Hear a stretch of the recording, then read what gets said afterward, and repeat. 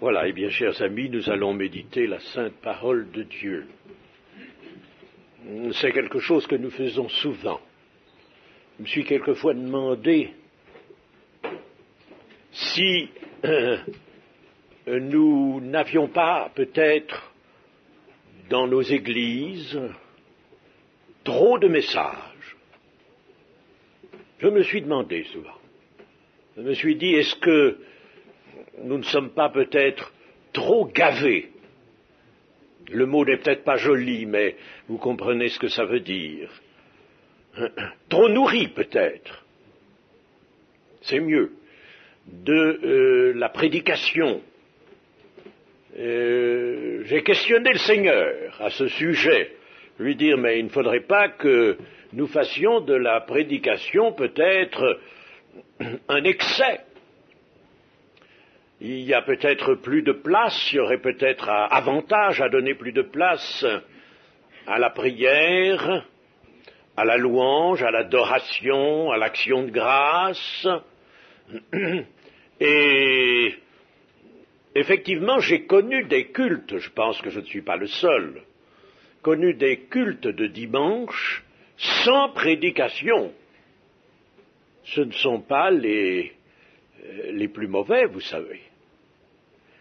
Sans prédication, mais en faisant jouer les dispositions du chapitre 14 de la première épître aux Corinthiens, dans une réunion pastorale qui n'est pas très ancienne, puisqu'elle remonte au 20 février dernier, l'un de nos frères, ça se tenait à Nîmes, l'un de nos frères, et c'était précisément le pasteur de Nîmes, M. Cosnard, et qui, là, s'est senti un peu alerté par le Saint-Esprit, et qui nous a dit, mais dans le chapitre 14, il y a des choses que nous n'appliquons pas. Vous voyez à quoi je fais allusion? Ce chapitre qui nous dit, quand vous vous réunissez, n'est-ce pas? Voilà les choses que vous faites. Et là, il est prévu que spontanément, peut-être, un frère peut avoir une instruction, indépendamment de ce que nous appelons couramment le don spirituel, langue, interprétation de langue, prophétie, peut y avoir aussi une instruction. Alors, bon, c'est pas ce que je veux vous proposer ce soir particulièrement, mais si je me suis posé cette question, et si je l'ai posée au Seigneur, de savoir si nous ne donnions pas trop de place à la prédication, c'est parce que j'ai remarqué, alors là je vais vous dire quelque chose de désagréable, mais nous devons être sincères entre nous, n'est-ce pas? J'ai remarqué que après des prédications, pourtant des prédications qui avaient leur valeur, eh bien, beaucoup d'auditeurs, de chrétiens auditeurs, oubliaient. J'ai remarqué qu'à la fin d'un culte, par exemple, eh bien, on se congratule, on se dit toutes sortes de choses, et on parle de toutes sortes de choses, excepté de ce qui a été dit dans le culte. Et ça, je me suis placé quelquefois à la sortie d'une réunion pour voir ce qui se passait. J'ai espionné peut-être un petit peu. Et je me suis aperçu de cela avec beaucoup de tristesse. Alors, vous voyez, c'est pas un reproche qui vous est particulier, c'est un reproche, je crois, que nous pouvons nous faire à nous tous, milieu évangélique, assemblée de Dieu, corps de Christ. Alors, il faudrait que, je pense, nous méditions la parole avec celui qui fait la prédication ou l'instruction, parce que la prédication n'est pas toujours sur le même mode. Il peut y avoir dans la prédication l'exhortation, il peut y avoir l'annonce du royaume de Dieu, il peut y avoir l'exhortation, oui, il peut y avoir l'enseignement, et il y a différentes formes d'enseignement. Donc la prédication elle-même a des aspects assez variés, mais il faudrait que toujours les chrétiens puissent méditer avec celui qui a la charge de prêcher et qu'ils n'oublient surtout pas ensuite ce qu'ils ont reçu dans leur cœur par le moyen de la prédication et par la grâce de Dieu, par l'action du Saint-Esprit en eux. Et nous allons faire ce soir quelque chose de très simple, très simple. J'espère que vous serez de mon avis, ce sera simple. Mais je ne vous garantis pas que ça le sera aussi demain et les jours suivants. Nous aborderons peut-être des sujets difficiles. Mais ce soir, à l'issue de cette journée où vous vous êtes bien promenés, moi aussi, alors n'allons pas nous compliquer la tâche, mais nous voulons quand même considérer la parole de Dieu pour que nos cœurs en reçoivent du bien. La parole de Dieu, vous savez ce qu'elle est, la parole de Dieu. La parole écrite qui devient la parole parlée, qui devient la parole vivante. Il y a relation entre les phrases, les mots qui sont ici dans notre Bible et qui sont la forme écrite de la parole de Dieu et ce que Pierre appelle la parole vivante de Dieu et qui est le Seigneur. Le Seigneur. Eh bien, il y a relation, chers amis. Nous aurons peut-être l'occasion de revenir sur ce sujet-là. Il y a relation. Elle est inspirée, cette parole écrite. Elle est inspirée.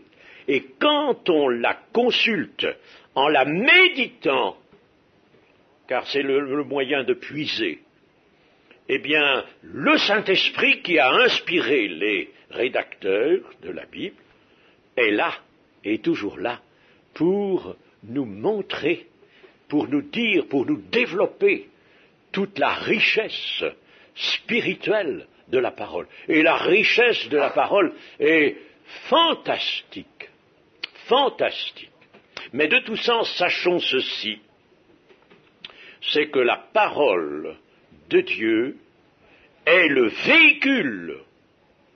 véhicule choisi par Dieu, et l'unique véhicule, l'unique, mes amis, il n'a pas choisi l'image.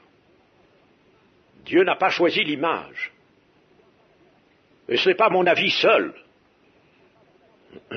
Cela résulte de l'exégèse de la Bible, et cela est exprimé par des auteurs qui ont peut-être plus d'autorité que moi. Eh bien, la Bible est le véhicule de la vie. Le véhicule de la vie. Mes amis, quand nous prononçons la parole de Dieu, et vous savez, la prononcer, c'est quelque chose qui ne se fait pas sans le Saint-Esprit. Paul nous dit bien que de dire simplement Jésus-Christ est le Seigneur, cela ne peut pas se faire sans le Saint-Esprit. Eh bien, la parole de Dieu est le véhicule de la vie, chers amis. Le véhicule. L'image ne l'est pas. L'image ne l'est pas. Je ne suis pas en train de combattre quelque chose, là. Je dis simplement une vérité. L'image n'est pas le véhicule choisi par Dieu pour la vie. La vie, Dieu en a confié la puissance communicative à sa parole à lui. Alors nous allons méditer quelque chose qui a été prononcé par le Seigneur Jésus. Notre frère, à l'instant, il en a cité un peu, il y a fait allusion. Ce qui est extraordinaire, c'est de constater que le Seigneur Jésus, enseignait avec des éléments si faibles. Entendons-nous, pas faibles pour leur puissance d'expression, c'est pas ce que je veux dire, mais faibles parce qu'il les choisissait dans le cadre de notre vie, le cadre terrestre, et il n'allait pas chercher des grandes choses, il allait chercher la fleurette des champs, le lys, le coquelicot, a-t-on dit quelquefois. Il allait chercher ça. Il allait chercher les passereaux, les petits oiseaux. Il n'allait pas chercher des choses. Enfin, si, quelquefois, il est allé chercher de grandes choses. Mais il nous a enseigné avec ces petits éléments. Ces petits éléments, lui-même l'a dit. Vous valez bien plus que les passereaux, que les petits moineaux. Pourquoi vous valez plus que les petits moineaux? Parce que les petits moineaux, ils ne connaissent pas leur Père céleste, leur Père, je veux dire leur Créateur, dans le sens de Créateur, ils ne connaissent pas leur Créateur. Tandis que nous, il nous a été donné de connaître le Créateur, de le connaître et de le connaître comme un Père. C'est pour ça que nous valons bien plus que les petits oiseaux. Alors nous allons lire ce passage du chapitre 6 de Matthieu, dont notre frère tout à l'heure faisait allusion. Nous allons lire simplement dans le chapitre 6 de Matthieu, du verset 24 au verset 34. Du verset 24 au verset 34. Nul ne peut servir deux maîtres, car ou il haïra l'un et aimera l'autre, ou il s'attachera à l'un et méprisera l'autre. Vous ne pouvez servir Dieu et Mammon. C'est pourquoi je vous dis, ne vous inquiétez pas pour votre vie de ce que vous mangerez, ni pour votre corps de ce quoi vous serez vêtu, de quoi vous serez vêtu. La vie n'est-elle pas plus que la nourriture et le corps plus que le vêtement? Regardez les oiseaux du ciel. Ils ne sèment ni ne moissonnent, et ils n'amassent rien dans des greniers, et votre Père céleste les nourrit. Ne valez-vous pas beaucoup plus qu'eux? Qui de vous, par ses inquiétudes, peut ajouter une coudée, 50 centimètres environ, à la durée de sa vie? Et pourquoi vous inquiétez au sujet du vêtement? Considérez comment croissent les lys des champs. Ils ne travaillent ni ne filent. Cependant, je vous dis que Salomon même, dans toute sa gloire, n'a pas été vêtu comme l'un d'eux. Si Dieu revêt ainsi l'herbe des champs qui existe aujourd'hui et qui demain sera jetée au four, ne vous vêtira-t-il pas, à plus forte raison, gens de peu de foi? Ne vous inquiétez donc point, et ne dites pas que mangerons-nous, que boirons-nous, de quoi serons-nous vêtus, car toutes ces choses, ce sont les païens qui les recherchent. Votre Père céleste sait que vous en avez besoin. Cherchez premièrement le royaume et la justice de Dieu, et toutes ces choses vous seront données par-dessus. Ne vous inquiétez donc pas du lendemain, car le lendemain aura soin de lui-même. À chaque jour suffit sa peine. Amen. Eh bien, voilà quelque chose d'extraordinaire. On pourrait penser que le Seigneur Jésus faisait l'école du mercredi à des enfants, la classe des 11-12 ans. Eh bien non, c'est à des enfants qu'il parle, mais c'est à des grands enfants, comme nous, des grandes personnes qu'il veut, d'ailleurs, voir et trouver comme des petits-enfants. Il ne veut pas que nous soyons des adultes, dans le sens que l'on donne à ce terme pour désigner la personnalité humaine qui se rengorge, qui est sûre d'elle. Il ne veut pas que nous soyons des gens sûrs de nous. Si vous ne devenez comme des petits-enfants, si vous ne devenez, vous n'entrerez pas dans le royaume des cieux. La porte du royaume des cieux pourrait se fermer. Mais vous pourrez dire, enfin Seigneur, je suis né de nouveau. J'ai été baptisé. Seigneur, souviens-toi, je me suis converti. Oui, mais si maintenant tu n'es pas devenu comme un petit enfant, si tu ne prends pas garde à être toi comme un petit enfant, tu n'auras pas de part avec moi. C'est ce que Jésus a dit à Pierre lui-même, pour une autre raison.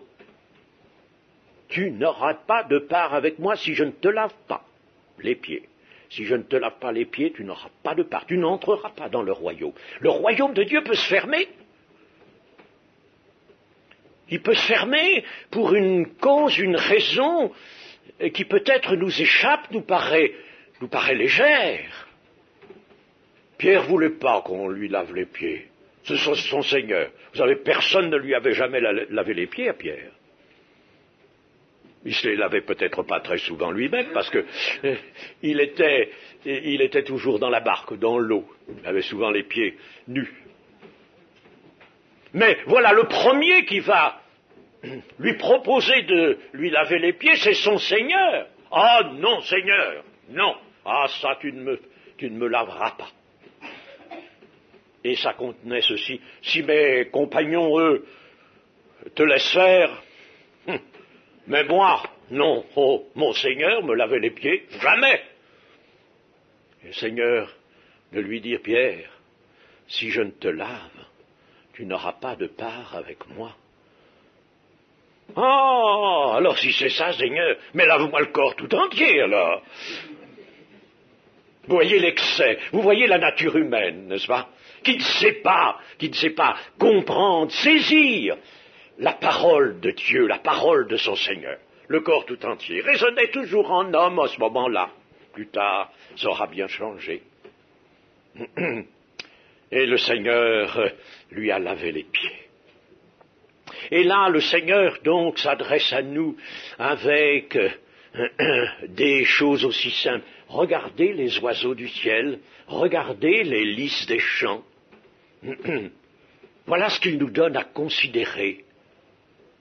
Et alors, comment, à travers cela, allons-nous considérer, nous, les grandes choses, alors, les choses du ciel, les choses qui tiennent au royaume de Dieu, les choses que Dieu a préparées d'avance, les choses qui sont dans l'invisible. Il faut que nous regardions les petits oiseaux, que nous considérions, le mot de Jésus, c'est celui-là, considérer le lys des champs. Jésus nous a dit cela. Pourquoi? Oh, parce que, vous savez, il nous connaît bien. Je ne dis pas qu'il connaissait bien l'homme seulement au moment où il était sur la terre, mais aujourd'hui, il nous connaît bien. Nous qui sommes ici, ou nos frères et nos sœurs qui sont assemblés ailleurs. Il les connaît tous. Il nous connaît tous. Il sait quel est le fond de notre cœur. Il sait quel est le mouvement de nos pensées. Il sait à quoi vont généralement nos pensées. Tout cela, il le sait, il le suit. Vous savez, à un certain moment, les apôtres s'étaient éloignés du Maître, étaient allés à bonne distance pour pouvoir un peu parler entre eux. Il y a des choses qu'on ne peut pas toujours dire devant le Maître. Alors qu'est-ce qui va être le plus grand? Qui va être le plus grand dans le royaume des cieux? Qui? C'est toi, Jacques? C'est toi, Pierre? Je ne sais pas si à ce moment-là, ils avaient déjà entrevu la papauté, plus ou moins. Qui va être le plus grand? Et ils voyaient peut-être déjà des ministres, ministres des Finances ou autres, et ils se rapprochent du Seigneur, et le Seigneur va leur demander « Que disiez-vous entre vous ?» Pas question d'ouvrir la bouche, il reste muet. « Que disiez-vous tout à l'heure là-bas, au loin, entre vous ?» Alors, moi je vais vous dire, celui qui veut être le plus grand, qu'il soit le serviteur de tous, le plus petit. Le Seigneur savait. Le Seigneur avait suivi leur petit colloque là-bas. Et ce n'est pas la seule occasion. Et actuellement, il nous suit. Il nous suit, mes amis. Il nous voit. Il est ici. Nos cœurs sont pleins de respect, d'amour à son endroit. Mais lui, il sonde nos pensées, nos cœurs. Et alors il nous a parlé ainsi. Et vous savez que sa parole est éternelle, c'est pas une parole qui passe. Aujourd'hui, les petits oiseaux le lisent, c'est pour nous. C'est pour nous. Eh bien, il nous a parlé ainsi parce que il appelle notre regard, c'est-à-dire nos pensées, il les appelle ailleurs. Il appelle nos pensées ailleurs que là où elles vont. Voulez-vous vous examiner un peu vous-même, réfléchir, pas pour de grandes peut-être et profondes réflexions, simplement des réflexions sages, honnêtes, et dire, voyons, je suis chrétien, je suis enfant de Dieu, c'est vrai, à quoi vont mes pensées? Qu'est-ce que je pense? À quoi je m'affectionne? À quoi est-ce que je m'affectionne généralement dans mes pensées? Bien sûr, j'ai un tas d'occupations qui me requièrent. Mais en dehors de ces occupations, à quoi vont mes pensées? Est-ce qu'elles vont uniquement au royaume de Dieu, chercher premièrement le royaume de Dieu et sa justice, et toutes choses vous seront données? Est-ce que je pense au royaume? Est-ce que j'ai des éléments pour chercher le royaume de Dieu? Il faut d'abord penser au royaume de Dieu. Il faut y croire, il faut l'attendre, mais il faut le chercher. Il y a quelque chose à chercher, à rechercher.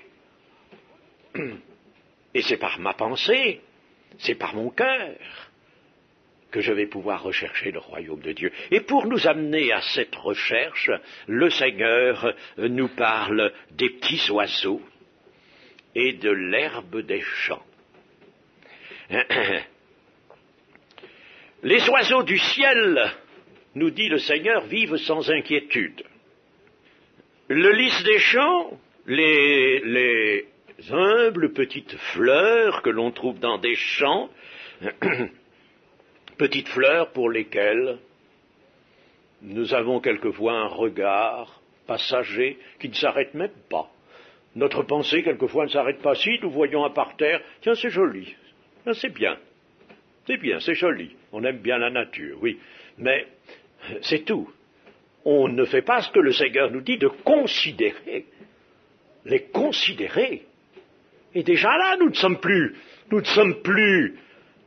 avec le Seigneur, nous ne sommes plus dans la pensée du Seigneur. Si nous regardons les petites choses, les petites fleurettes, les petites taches blanches, roses, bleues, qui sont dans l'herbe, nous les regardons passagèrement, nous ne les regardons même pas, ou nous laissons un enfant faire un petit bouquet. Nous ne sommes plus alors avec le Seigneur qui nous demande de considérer ces choses, ces oiseaux, ces fleurs. Elles ont grandi, nous dit le Seigneur. Elles ont cru, elles ont grandi, elles ont suivi un processus de croissance. Vous savez, le Seigneur, il en savait quelque chose. Il en savait quelque chose. Chers amis, avez-vous réfléchi que le plus grand savant de la terre, c'était lui? On parle quelquefois de tel physicien, de tel médecin, prix Nobel. Magnifique tout ça. Et des publications, des livres dans lesquels il y a l'athéisme. Et ce sont les auteurs de ces choses que nous considérons, nous peut-être sur la terre, comme des valeurs scientifiques, des génies. Un seul homme vraiment scientifique apparu, c'est Jésus. On ne pense pas que c'est le plus grand scientifique. Pourquoi? Mais parce que c'est en lui, c'est par lui, et c'est pour lui que tout a été créé, Lui, pour lui, en lui et par lui. Il est. Je dis il a été parce que je pense à la création faite, mais il est le Créateur, notre Créateur. Dieu le Père a conçu le dessein de la création, et c'est par sa parole, celui qui est la parole du Père, qui a créé toutes choses. Et s'il a créé, il a créé notre organisme, il a créé tout ce qui est, comme dit le psaume 39, merveilleux en nous. Peut-être qu'un de ces soirs, nous allons faire une petite allusion, si vous voulez, une petite allusion scientifique au mystère de la vie. Mais vous pensez que ce mystère de la vie, Jésus n'a pas attendu pour créer le monde qu'il y ait des biologistes et des physiologistes, des grands savants, comme nous disons, les grands savants d'aujourd'hui, avec leurs laboratoires et leurs travaux. Il n'a pas attendu cela pour savoir, lui, comment il allait faire des êtres vivants. Et il les a faits. Il les a créés. Alors, on peut tout de même penser que le Seigneur Jésus est le plus grand des hommes de science. Et je le regarde dans son humanité autant que dans sa divinité. Bien sûr, c'est par sa divinité qu'il a été le Créateur. Mais dans son humanité, soyez persuadés qu'il n'avait pas du tout perdu ce qui était de la toute connaissance, c'est-à-dire de la toute science de Dieu. Alors il nous convie à regarder les oiseaux et les petites fleurs qui ont commencé à croître. Où donc? Dans la volonté de Dieu, dans la pensée de Dieu. Nous aussi, nous avons commencé à croître dans la pensée de Dieu. Dans la pensée de Dieu. Nous avons été pensés dès avant le commencement de la création, dès avant la fondation de ce monde. Nous avons même été élus à ce moment-là, dès avant la fondation du monde. La parole de Dieu, nous dit le Saint Livre, prononce, elle dit, et la chose se fait. Voilà, c'est simple comme ça. Elle dit, et la chose se fait dans le psaume 33, versets 6 à 9. Et c'est sur ses œuvres, mais surtout sur sa parole que Dieu veut attirer notre attention, notre réflexion plutôt attentive, afin que la foi de nos cœurs soit nourrie. Comment, chers amis, pourrions-nous dire que nous avons une foi qui honore Dieu, une foi qui est capable de grandes choses, car la puissance de la foi est immense, immense. On peut déplacer une montagne, on peut déplacer un arbre, aller l'obliger à se planter, il vous obéirait, dit le Seigneur. Si vous disiez à ce sycomore d'aller se planter là où jamais arbre n'a poussé, sur le littoral de la mer, il vous obéirait. La puissance de la foi. Quelqu'un a dit que la puissance de la foi était la plus grande puissance qui puisse exister dans le monde. Alors comment notre foi pourrait-elle grandir en puissance? Et il le faut, cela. Il ne faut pas qu'elle reste ce qu'elle est aujourd'hui. Il faut qu'elle grandisse. Tous les textes nous montrent que la foi doit grandir.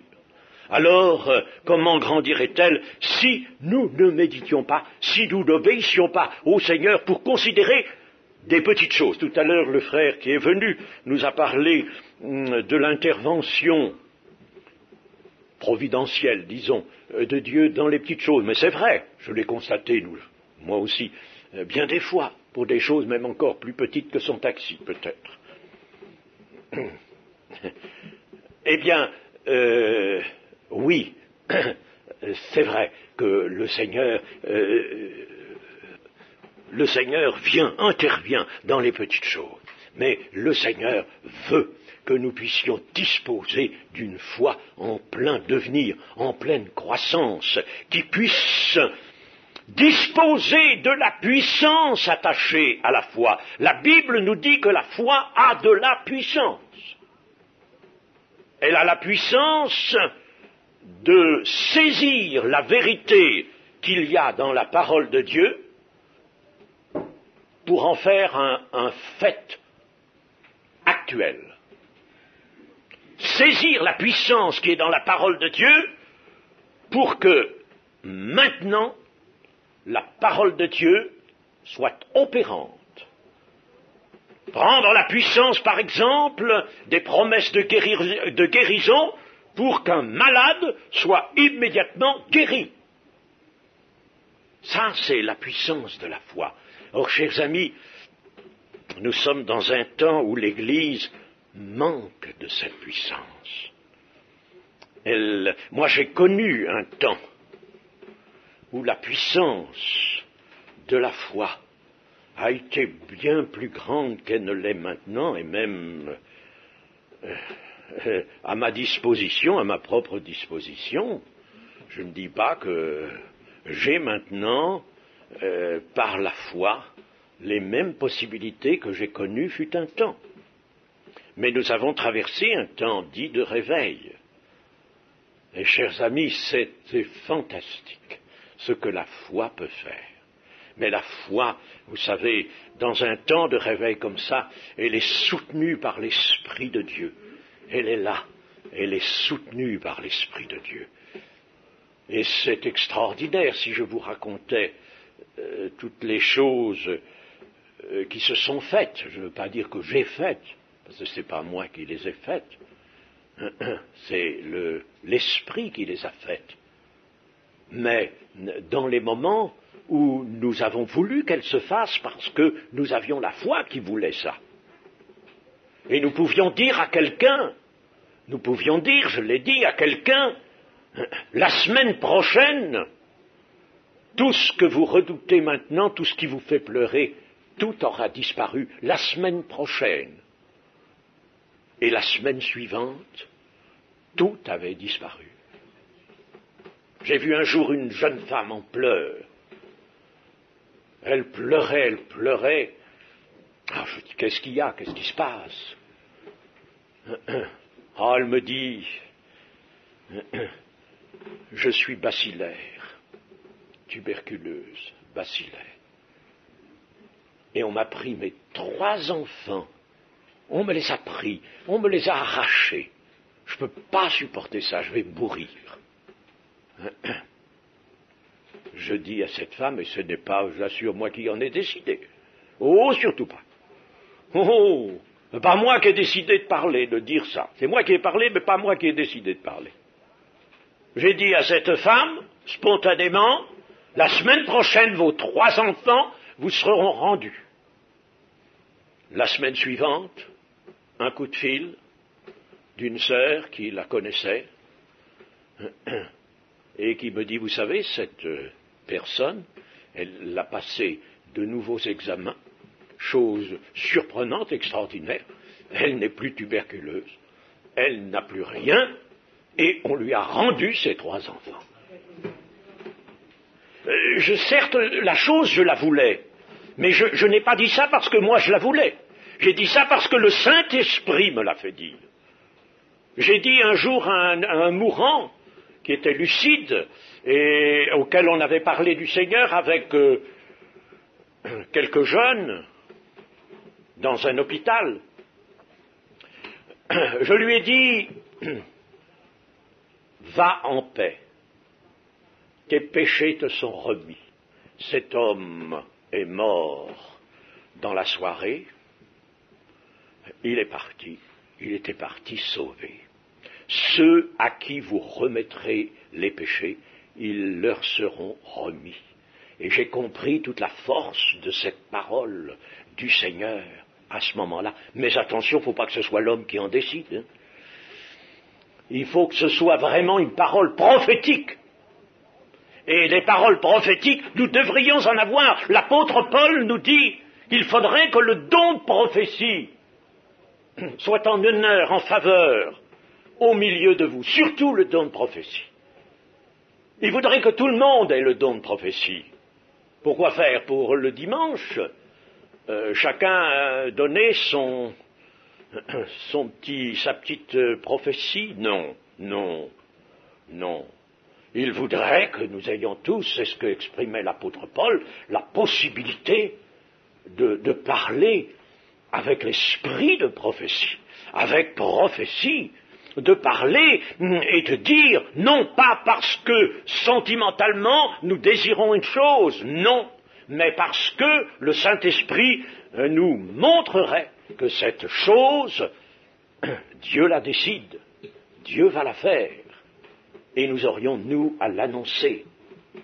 Chers amis, voilà ce que la puissance de la foi pourrait donner. Et si nous portons une réflexion attentive à la parole de Dieu, alors, chers amis, que va-t-il se passer? Eh bien, notre vie présente est déjà basée sur un changement. Notre cœur a été changé, mais notre vie changerait encore. Ça irait plus loin, ça irait beaucoup plus loin. Notre vie changerait si nous voulions attentivement considérer la parole de Christ, la parole de Dieu, et nous nourrir de cette parole, comme d'une manne qui est là chaque jour, à notre disposition. Lorsque nous feuilletons la Bible, nous voyons des choses comme par exemple celle-ci que je vais rapidement rappeler, Job. Sois attentif à ces choses. Considère encore les merveilles de Dieu. Considère. Vous voyez la valeur de ce terme. Considère. Et dans la langue originale, l'hébreu, ce mot est encore plus fort. Considère les merveilles de Dieu. Attache-toi à les regarder avec désir de comprendre. Le Seigneur Jésus disait à ses apôtres, et il nous le dit à nous ce soir, comprenez donc. Êtes-vous encore sans intelligence? Êtes-vous encore sans intelligence? Mais comprenez donc.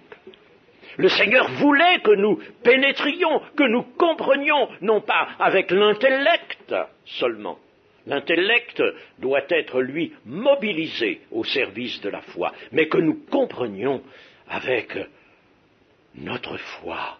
Il y a au service en nous, au service de notre foi, il y a des choses, chers amis, que ne connaissent pas les hommes et que nous pourrions, nous, malheureusement, méconnaître et laisser de côté. Au service de notre foi, il y a bien plus qu'il n'y a dans le cerveau d'un homme très doué et qui fait de hautes études, de possibilités, justement, pour comprendre des mathématiques, pour comprendre des sciences, comprendre un tas de choses très difficiles. Il y a bien plus que cela au service de notre foi. Considérez attentivement vos voies, dit aussi l'Écriture. Vous semez beaucoup, et vous recueillez peu. Pourquoi cela? Vous semez beaucoup et vous recueillez peu, c'est dans le prophète Agé. Pourquoi semez-vous beaucoup et recueillez-vous peu? C'est anormal, ça.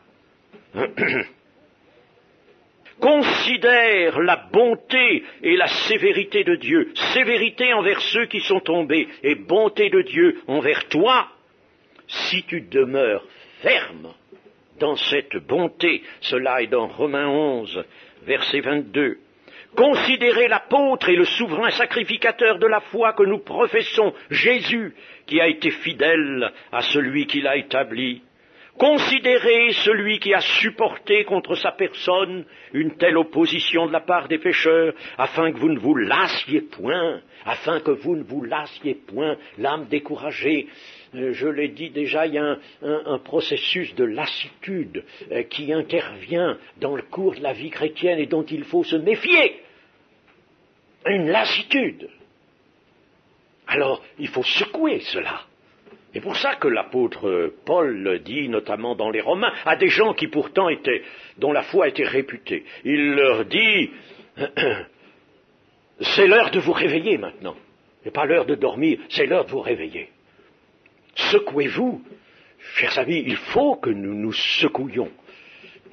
Il faut que nous soyons vraiment en alerte. Non seulement parce que le Seigneur revient bientôt, mais parce que nous avons besoin de faire de grands progrès. Notre foi a besoin de grandir, a besoin de faire des grands progrès. Considérez comment croissent les lys, nous dit le Seigneur Jésus. Et comment croissent-ils? Est-ce que vous le savez? Avez-vous fait quelques petites observations sur non seulement les lys, mais des fleurs comme ces lys dans les champs, des fleurs des champs, les marguerites par exemple? Avez-vous considéré comment elles croissent? Eh bien, oui, elles croissent graduellement. On pourrait, avec un dispositif cinématographique approprié, prendre une vue de temps en temps et pour faire un film qui nous montrerait alors là une croissance visible, n'est-ce pas? Voyez-vous, on prendrait une vue par exemple toutes les 2 heures ou toutes les 3 heures, et puis on en ferait un film, alors on verrait la plante grandir, mais elle grandit graduellement et sans relâche. Et est-ce que nous n'aurions pas des leçons à prendre des petites marguerites ou des lys des champs ou des coquelicots, graduellement, mais sans relâche? Dieu voudrait que notre âme croisse ainsi. Considérez les lys. Jésus voudrait que notre âme croisse comme ces lys graduellement, mais sans relâche, dans la vie de résurrection où il nous a introduits, dans la vie de résurrection. Et alors les lys, si on les considère, les lys ou les autres petites plantes, eh bien, elles ont 2 directions. Elles ont 2 milieux. Elles ont la terre, où elles enfoncent leurs racines et où elles puisent les éléments minéraux qui vont leur être indispensables et qui vont monter en sève brute jusque dans les feuilles, à travers la tige, pour ensuite, par le miracle de la photosynthèse, grâce à la chlorophylle, c'est un miracle de tous les instants. Cette sève va devenir une sève vivante qui va nourrir la plante, parce que la plante ne peut pas être nourrie par la terre. Elle ne peut pas. Elle a besoin de puiser dans la terre, mais ce n'est pas la terre qui va la nourrir avec ses éléments tels qu'elle a. Du phosphore, de l'azote, de la potasse, ce qu'on trouve dans les engrais. Non, c'est nécessaire, mais ce n'est pas ça qui va la nourrir. Alors ces éléments-là vont aller dans la feuille, et là, la lumière agit sur les feuilles, dans lesquelles il y a cette chlorophylle. Vous avez entendu parler de ça.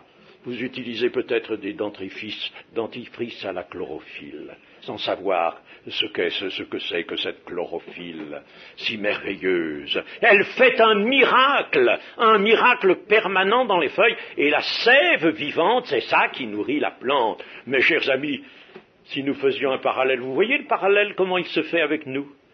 Nous aussi, nous sommes sur la terre, nous aussi, nous avons besoin des choses de la terre, mais ça nourrit notre corps, ça. Mais le Seigneur nous dit, l'homme ne vivra pas de pain seulement. Le pain de la terre, il lui est nécessaire, certes, mais il ne vivra pas de pain seulement. Il vivra de toute parole qui sort de la bouche de Dieu. Il lui faut le ciel, il lui faut la lumière de Dieu. Marchez à ma lumière, marchez à ma lumière. Celui qui ne marche pas à la lumière se trouve dans les ténèbres. Il reste là dans les ténèbres, hors du domaine de la vie. Le domaine de la vie ne se situe pas dans les ténèbres. L'héritage qui nous est réservé dans les cieux, il est dans la lumière, il n'est pas dans les ténèbres. Parce que Dieu n'a pas de ténèbres en lui-même. Dieu est lumière, et lumière.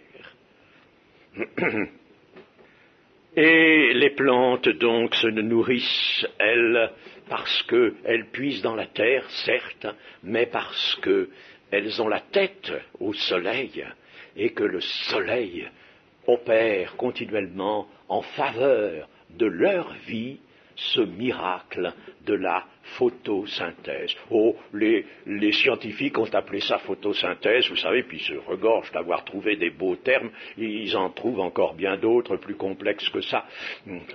Ils font souvent de la science de cette manière-là, vous savez, avec une belle terminologie qui ne résout rien du tout. Mais le Seigneur, lui, il a tout résolu. Il a tout résolu. On peut dire que la terre nourrit nos corps, mais c'est elle, la terre, qui les ensevelit aussi. C'est elle qui... Tu retourneras à la poussière de la terre où tu as été pris, dont tu as été fait. Tu retourneras à cette... C'est un verdict de Dieu. Notre corps va retourner à la terre. Ce corps ne va pas hériter le royaume de Dieu. La chair et le sang n'hériteront pas le royaume de Dieu, parce que l'incorruptibilité ne peut pas hériter la corruption ne peut pas hériter l'incorruptibilité. Les lys nous engagent donc à regarder vers le ciel. Notre âme n'est-elle pas trop volontiers disposée à planter plus profondément ses racines dans le monde, dans la terre? Pourtant, le livre nous dit ne vous affectionnez pas aux choses qui sont sur la terre. Affectionnez-vous aux choses qui sont dans le ciel. Nous avons peut-être tendance à trop nous attacher à cette existence terrestre, à lui donner trop d'importance alors que nous sommes voyageurs et étrangers sur la terre et que notre patrie n'est pas là. Et qu'il faut que nous vivions là où est notre cœur, dans les cieux. Considérez comment croissent les lys. Leur vie, leur croissance a un secret, un mystère.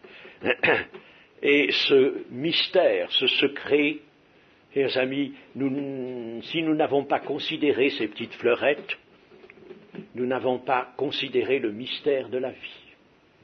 C'est par là que le Seigneur Jésus veut que nous considérions le mystère de la vie. Le mystère de la vie, c'est le mystère de la puissance de la vie. La vie est une puissance, un souffle de Dieu. Si Dieu retirait son souffle, dit le psaume, tout rentrerait dans le néant. S'il retirait son souffle. La vie, c'est quelque chose que Dieu entretient par sa parole puissante, lui qui soutient toutes choses par sa parole puissante. Il soutient notre vie. Il soutient la vie des plantes, la vie des animaux. Et le mystère de la croissance, de notre croissance à nous, qu'est-il ce mystère? C'est une puissance de vie, nous avons dit. Oui, le mystère de Christ, qu'est-il? Christ en vous, l'espérance de la gloire. Voilà le cœur du mystère de Christ, du mystère de la vie. Christ en vous, l'espérance de la gloire. Et pour que Christ, le Fils de Dieu, soit en nous, il a fallu la croix. Il a fallu la crucifixion. Il a fallu la mort expiatoire du Seigneur, du Fils de Dieu, et il faut notre union avec lui par la foi. Et la puissance de la foi va s'employer énormément et avant toute chose à nous lier avec le Seigneur Jésus. C'est la foi qui nous lie.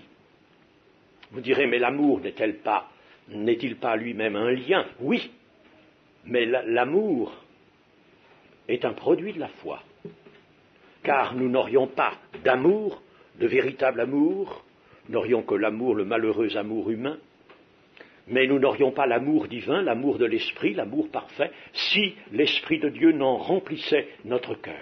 Et il remplit notre cœur en raison de la foi. Il vous sera fait dans la mesure de votre foi. Celui qui revêt l'herbe des champs d'une gloire supérieure aux vêtements rutilants qu'avait le roi Salomon, entend nous revêtir, nous, de la robe des rachetés, robe de justice, et il le fera selon sa parole, si nous lui donnons libre accès dans notre cœur, si nous le laissons nous purifier, nous affranchir du péché. On a parlé de Suède et des églises de Suède, et on va nous montrer, je crois, des vues. Le frère Balverde nous a annoncé qu'il nous montrerait des vues sur les églises de Suède qui sont extraordinaires, évidemment. Mais je me rappelle ce pasteur suédois, là, je ne sais plus son nom. Comment? Non, pas Falk, non, pas Falk. Non, un pasteur suédois qui est mort maintenant. Falk n'est pas mort. Oui, c'est ça, voilà. Eh bien, je me rappelle ce qu'il dit en commençant une étude sur la discipline dans l'Église. Il dit, Dieu n'aime pas le péché, Dieu ne veut pas le péché, et toute l'œuvre de Dieu est là pour supprimer, détruire le péché, ôter le péché. On ne se rappelle pas cela, et il faut pourtant se le rappeler. Ôter le péché, Dieu ne veut pas le péché, c'est vrai. Dieu veut nous purifier, Dieu veut nous affranchir du péché. Le Seigneur Jésus l'a dit. Alors, si nous le laissons faire, et si nous gardons son amour en nous par la foi, alors il va nous sanctifier et nous faire gravir une élévation de gloire en gloire, comme par le Seigneur l'Esprit. Considérez les lys, regardez les oiseaux du ciel. Ne valez-vous pas beaucoup plus que ces petits oiseaux? Ainsi Jésus, par ces choses simples, nous arrache au repliement sur nous-mêmes. Le repliement sur nous-mêmes dans la vie chrétienne, comme c'est une chose détestable, avec cette lassitude qui nous menace. Attention aux choses qui menacent la vie chrétienne. Le repliement sur soi. On s'occupe beaucoup trop de soi. On se dit, on est chrétien, bon, c'est fait. Nous sommes baptisés dans l'eau, baptisés dans le Saint-Esprit, c'est fait. Nous avons une bonne église, nous sommes heureux, tout va bien. Non. Tout ne va pas bien si ton cœur n'est pas le siège d'une ferveur constante, le siège de pensées qui t'élèvent constamment vers Dieu, qui te font chercher le royaume de Dieu et sa justice. Tout n'est pas bien s'il n'y a pas cela. C'est ça la vie chrétienne.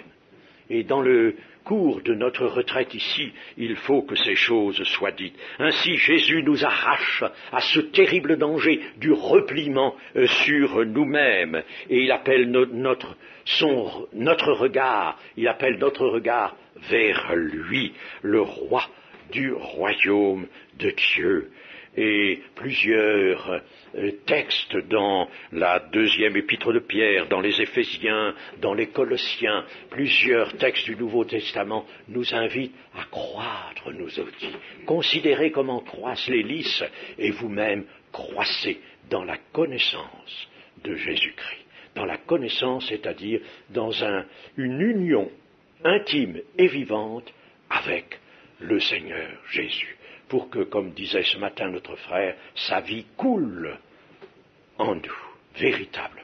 Voilà, chers amis, des choses, vous voyez, qui ont été exprimées avec les moyens les plus simples. Moi, je suis confondu de voir que le Seigneur a pris les petits oiseaux et puis les lys des gens pour nous parler de ces grandes questions, de ces grands mystères, nous parler de nous, de notre salut, de notre entrée future mais dans le royaume de Dieu, mais déjà maintenant, de la possession dans laquelle nous devons être des réalités spirituelles du royaume de Dieu.